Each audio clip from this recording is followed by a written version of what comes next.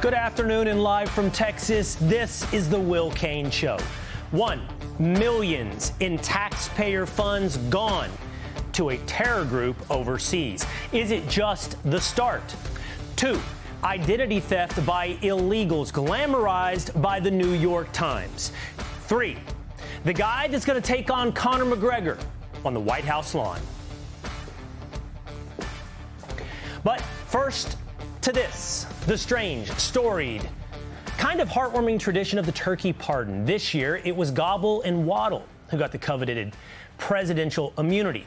But before getting to today's pardons, President Trump had an update on last year's. Sleepy Joe Biden, he used an auto pen last year for the turkey's pardon. So I have the official duty to determine, and I have determined that last year's turkey pardons are totally invalid. The turkeys known as Peach and Blossom last year have been located, and they were on their way to be processed, in other words, to be killed.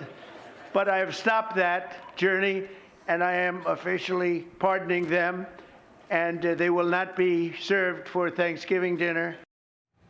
He also poked some fun at his political adversaries. The turkeys being pardoned today go by the names of Gobble and Waddle. When I first saw their pictures, I thought we should send them, well, I shouldn't say this. I was going to call them Chuck and Nancy. But then I realized I wouldn't be pardoning them. I would never pardon those two people.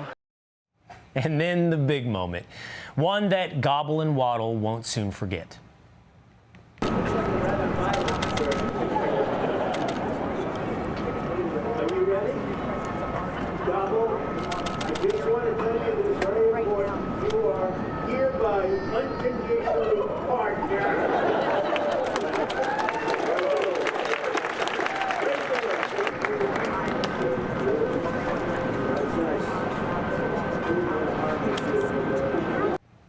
It's an odd tradition, but it is an American tradition. Without traditions, what is a culture? We've all heard America referred to as a melting pot, but the mayor of Dearborn, Michigan says we have it all wrong. I actually disavow the use of the term the melting pot. I actually don't like it. Why? Because in a melting pot, when you're talking about like a soup, everything looks the same. Right. We're the salad bowl. The lettuce is lettuce, the tomato is tomato, the cucumber is cucumber. And they all complement each other. Here in the city, we celebrate the unique cultures we have. We celebrate the unique faiths that we have. We celebrate the people that we have. We're not asking you to give up anything. It's as American, you are as American as anyone else, regardless of any of that. And I think that is what people fear. Not a melting pot, a salad bowl. Is debating that really the same as fear? Meantime, in neighboring Minnesota, Congresswoman Ilhan Omar suggested some salad ingredients are more important than others. We are helping it thrive. Somalis have always seen themselves as a fabric of this nation. Just how many Somalians make up that fabric of our nation? In Minnesota, it's just over 76,000, 5,000 of which currently refugees, and 430 have protected status. Since then, since 1993, there have been 26,000 refugees. But there's also a lot of money being sent to Somalia from abroad. 40% of households there get money transfers. It totals $1.7 billion by the Somali diaspora. Well, that was in 2023.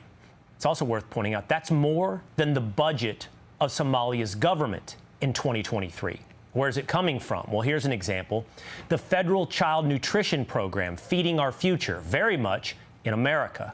The sponsored organization were primarily owned and operated by members of the Somali community. It claimed to be serving thousands of meals a day, 7 days a week to underprivileged children. Spoiler alert, it didn't. The fraud ring used fake meal counts, doctored attendance records, and fabricated invoices, all while raking in quite a bit of money from the government. Just this week, a 36-year-old man became the 78th person charged in the scheme. According to prosecutors, he claimed to serve 6,000 meals a day, 7 days a week at one of the meal sites, which is more than double the number of people who live in the town. In 2019, Feeding Our Future received $3.4 million in federal funding. By 2021, that number was $200 million. In reality, that money was being used to fund lavish lifestyles in the U.S. and elsewhere. And many other schemes spawned from this one. News Nation reports to date, 86 people have been indicted. Of those indicted, federal authorities say 79 of them are Somali descent. We told you about Minnesota's Medicaid Housing Stabilization Services. It was originally created to help seniors, addicts, and others find housing. Program criteria was loose, leading to fraud and costs exploding. 6 people accused of defrauding HSS are members of the Somali community. We also told you about the autism scam, where a woman in the Somali community was one of the many accused of recruiting kids for autism therapy, even if they didn't have autism. As a result, Medicaid claims also surged.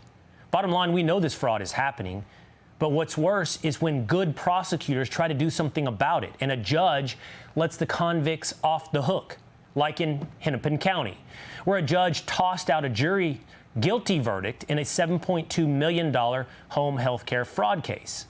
In August, Abtifa Yusuf and his wife Lul Ahmed were found guilty by a jury of stealing $7.2 million in taxpayer money through Medicaid overbilling in a personal care assistant scam.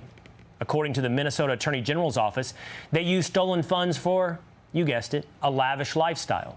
$1 million into a personal account, $387,000 in cash, $22,000 at a furniture store, $42,000 at luxury car dealers, and $80,000 at high-end clothing stores. But despite all of that, and a quick jury verdict, the judge tossed it out, writing, "While the court is troubled by the manner in which fraud was able to be perpetrated at promise, the state's evidence did not exclude other reasonable, rational inferences that are inconsistent with Mr. Yusuf's guilt." It's all incredible, seemingly rampant.